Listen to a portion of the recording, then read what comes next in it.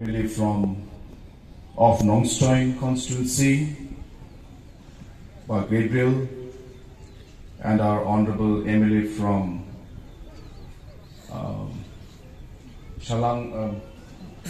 Motionwood constituency, by Methodius, our former Emily of Nongstoiñ. That this is not a felicitation as such, for is really a moment which each and every one of us should be very happy about, very joyful, as our DC had mentioned, and relieved, as he had mentioned.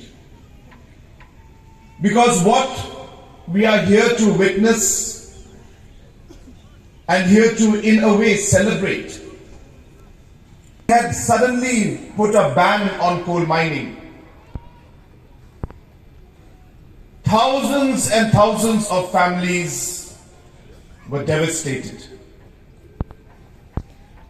Lakhs and lakhs of people were unemployed.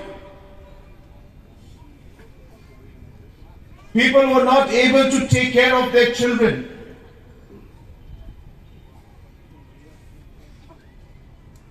Studying outside had to come back because their parents could not pay the fees anymore. In some families and houses, the parents were no longer able to feed their children.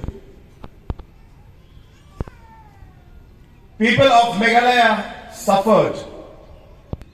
In 2014, when this ban took place, there was a lot of confusion on how we should move forward. What should be the steps that the government must take? But for many, many years, for whatever reason, I'm not here to blame anybody. The government was not able to decide how they should move forward. It was only in 2018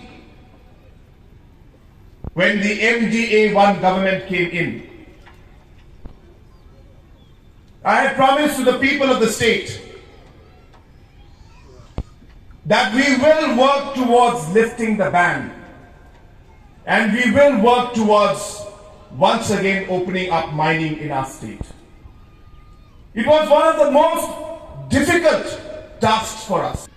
I still remember the day. It was one of the more difficult days for us.